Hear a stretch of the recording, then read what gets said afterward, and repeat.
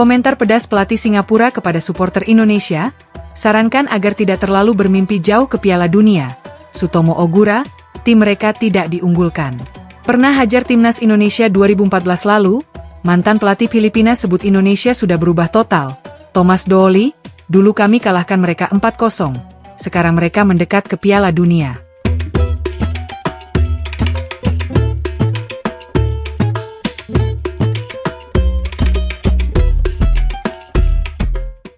Kemajuan timnas Indonesia nampaknya tidak disambut baik oleh banyak pihak di penjuru ASEAN maupun Asia. Beberapa dari mereka tidak segan berharap dan bahkan menyumpahkan agar Indonesia gagal total di round 3. Beberapa negara yang memang sudah kental sifat irinya dengan timnas Indonesia adalah Vietnam dan negara tetangga Malaysia. Mereka serasa memang selalu cemburu, iri hati dan dengki jika timnas Indonesia mendapatkan satu pencapaian yang belum pernah dicapai tim ASEAN lainnya.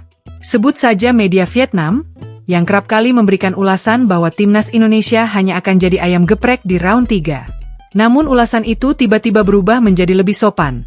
Setelah nyatanya di 2 laga awal kemarin Indonesia mendapatkan 2 poin dari 2 tim besar Asia.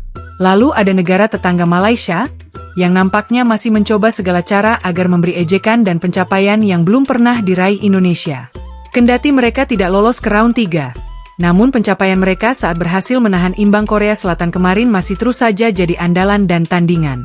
Bahkan beberapa supporter mereka mengatakan, kalau gak masalah gak lolos round 3 kualifikasi Piala Dunia, asalkan pernah berhasil menahan imbang Korea Selatan. Nah belakangan ini, nampaknya salah satu pelatih asal ASEAN lain juga sempat memberikan ulasan tentang kiprah timnas Indonesia di round 3. Walaupun pada akhirnya, beberapa supporter timnas dirasa tidak akan terima dengan perkataannya. Namun jika kita cermati dengan teliti, hal itu memang sangat sesuai fakta. Menurutnya, di round 3 Indonesia bukanlah salah satu tim unggulan untuk lolos langsung ke Piala Dunia. Kendati berhasil meraih 2 hasil positif di laga kemarin. Namun hal itu menurutnya belum cukup untuk menyimpulkan peta kekuatan di grup C. Namun dia tidak menyangkal, kalau Indonesia bisa saja berlanjut sampai round 4, dengan catatan bisa memaksimalkan poin tandang di 2 laga mendatang.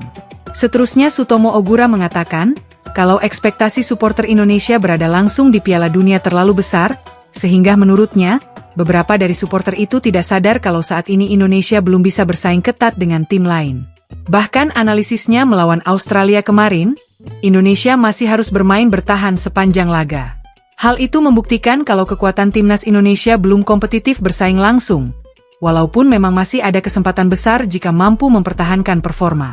Saya pikir mereka akan merasa gusar jika saya mengatakan ini. Saya melihat atmosfer pendukung mereka di media sosial sangat luar biasa. Beberapa dari mereka bahkan sangat optimis Indonesia bisa langsung melaju ke Piala Dunia dengan mudah, ucap Sutomo Ogura. Ekspektasi dan mimpi mereka berada di Piala Dunia sangat antusias. Tapi saya katakan tim mereka belum bisa bersaing secara kompetitif. Melawan Australia kemarin mereka masih kesulitan. Walaupun itu bermain di puluhan ribu pendukung. Ucapnya lagi. Tentu saya tidak ingin menghalangi langkah mereka berada di sana. Tapi beberapa kekecewaan bisa saja mereka dapat. Jika akhirnya tim mereka harus gugur di babak itu, tutupnya.